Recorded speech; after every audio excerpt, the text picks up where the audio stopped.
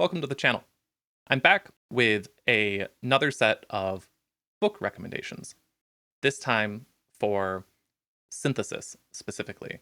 My intention is to present a list of books here that will range from the essentially useful starting out to slightly more esoteric things that can broaden one's encounters and ways that you think about synthesis.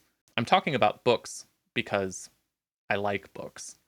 I think that they're so lovely to hold, to reference, to flip through on the tabletop as you're working with a hardware synthesizer. But they're certainly not the only way to learn about synthesis. And in fact, I would say that they are not the best way on their own to learn about synthesis. There are articles, online resources, classes, all will be in many ways more supportive and more directly accessible than books. But especially for self-study, I find books really useful. And I think that they provide coherent, deep blocks of ideas. And so that's my hope here, is to provide a few of those that you might enjoy. And I want to start with the book that I used when I was learning to work with synthesizers, and that is Peter Elsey's Notes on Modular Synthesizers. This was my first learning resource, and I found it to be a great introduction. This was the book that I had on my kitchen table with me, with my small system starting out, figuring out what everything was that I was working with. The material in the book is largely based on lectures and notes that were used to support a class that the author Peter Elsey taught, I believe, primarily at UC Santa Cruz, go Slugs. And for that reason, it's direct, foundational, very approachable. I appreciate the variety of diagrams in this book for modules, waveforms, spectra, patch diagrams. There's just a lot of great visual material in this book to support the very focused small paragraphs in it, which makes it very easy to work through this book from start to finish. And it's super accessible. The book is print on demand, and it's one of those foundational books on synthesis that you can get fairly accessibly, which I think makes it perfect for starting out. It's also a bit of a contrast with the next book that I'm going to recommend, which is Electronic Music, Systems, Techniques, and Controls by Alan Strange.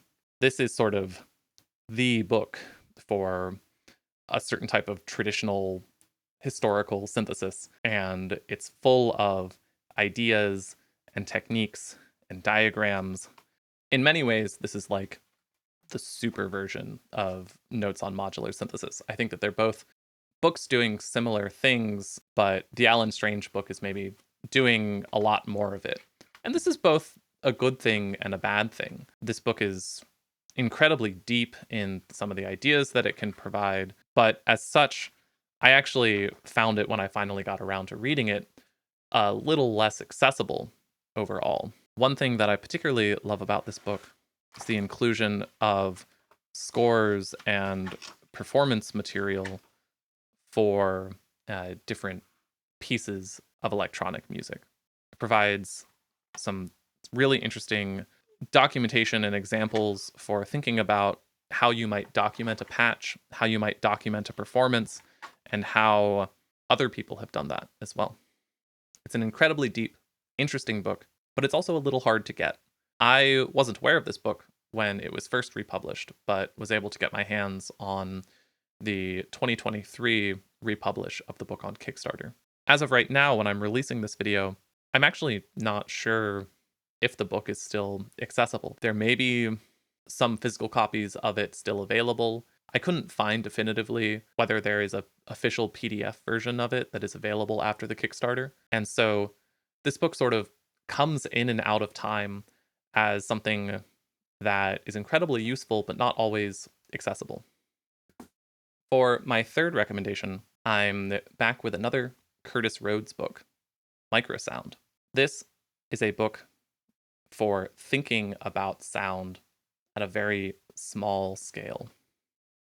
It provides a new perspective on sound that I think, even for more traditional forms of synthesis, is very helpful, because at the level of microsound, we're thinking about waveforms, we're thinking about manipulations at the level of something slightly larger than waveforms, little particles of waves.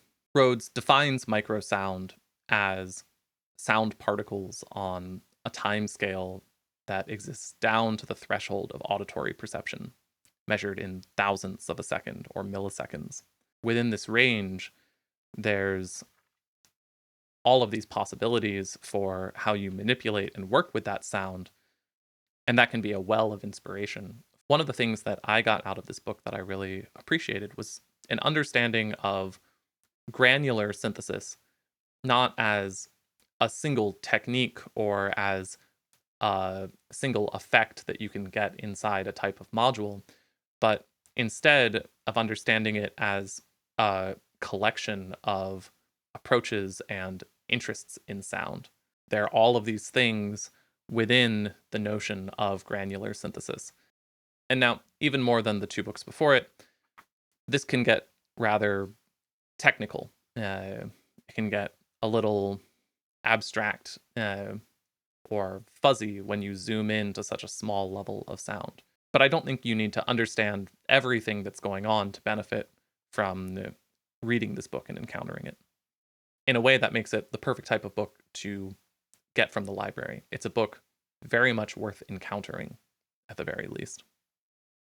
And as we continue to move in a more esoteric direction, I also want to recommend something of a music theory book, which is Paul Hindemith's The Craft of Musical Composition, Book 1. It might feel a little odd to include a music theory and composition book in a collection of recommendations for synthesis, but the approach taken in this book is very much from first principles of the construction of a scale, working with the overtone series, and thinking about consonance and dissonance in harmony in a rather unique and very fluid way. The treatment at the beginning of this book of the overtone series and the utilization of it to construct a musical system contains a lot of inspiration for synthesis and thinking about working with frequencies and the way that they fit together to produce a system of sound. From there, the book moves into a theory of harmony and composition that I find to be incredibly easy to work with in a variety of approaches. It's permissive and flexible and different from other theories of harmony that you might encounter in music theory books. As it develops, it focuses on sorting chords into different groups based on the level of tension that they produce. And this tension comes from the relationship of intervals inside a chord. And so any chord becomes a workable chord that you can think about in terms of its tension, which Hindemith diagrams in these chord progressions here as these sort of fluctuations of intensity. The result of this theory can be formalized in these 6 different chord groups here. And this sort of organization of harmonic material is very flexible and I think can be brought to a variety of sound practices. I want to be clear that I'm not advocating for Hindemith's approach to harmony and composition as like a formally correct or sort of like the sole way to make music. But there are lots of ideas in this book that I think are incredibly transportable to a variety of musical practices. And to engage with this book is an opportunity to expand your perspectives on sound. I think that this book is best read with a little bit of music theory exposure to have a sense of the basic bones of a like traditional like Western functional music theory is useful context to understand the way that Hindemith is departing from those. But I would say that because Hindemith is starting from these sort of first principles, if you are patient with him, you don't need a lot of previous knowledge to start to engage with the ideas in this book. I also want to note that Hindemith, as a dude writing in an older period of time with thoughts about aesthetics and music, uh, has a writing style that can be a little bit abrasive at times. He's not necessarily always a fan of everyone else's music. And as such, like many books, I think you need a little bit of patience for the author going into it. And also to not take them at their word, to not take everything that they say as uninterrogated truth. I feel like I'm making a lot of caveats for this book, but seriously, like, there's such a flexible and interesting idea of harmony and composition in this book. I keep coming back to this as something that I reference to help organize my thinking about music. And for my last book, I want to get really weird and suggest a linguistics textbook for thinking about synthesis. This is The Sounds of Language, An Introduction to Phonetics and Phonology by Elizabeth C. Ziga. Doesn't have to be this book.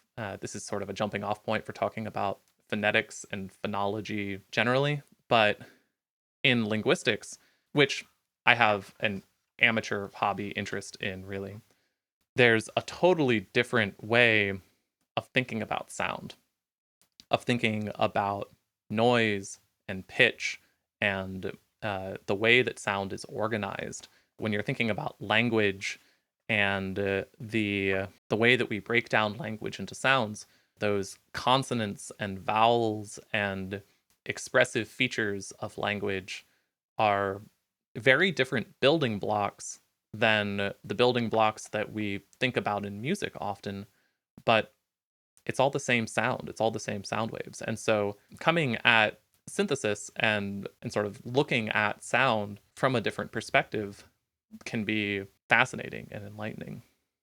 I like this book in particular because it includes not only the more theoretical linguistic side of how do letters or sort of phonemes come together to make words, but also the sort of sound studies, phonetics side of things, which is how do we look at sounds to make them become components of words.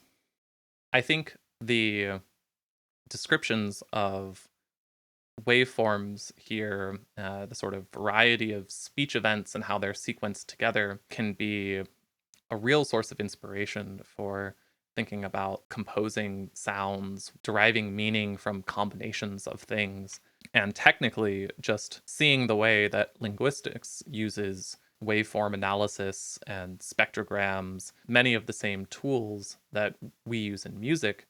It's so interesting to me, at least.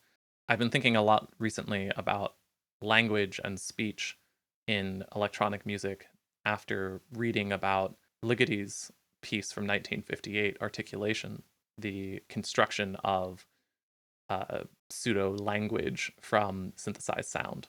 It reminded me of everything that I love about linguistics and encouraged me to revisit it as a place for thinking about synthesis.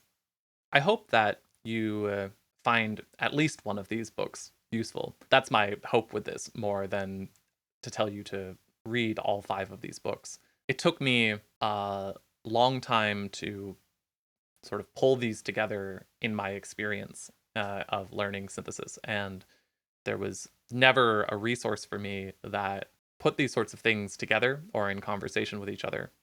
And so my hope is primarily to gather a variety of materials that are loosely related, all inspiring, and can maybe send you off in a new direction or help connect you to something that it would take a little more time for you to find otherwise.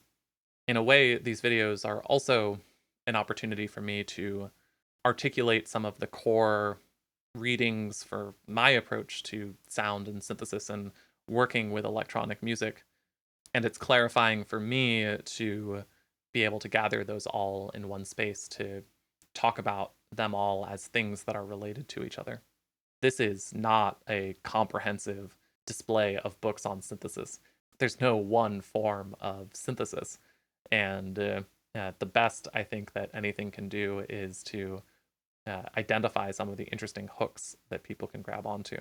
So, yeah, I hope you enjoy something out of here. I hope that this inspires your music, and I hope you have a great day.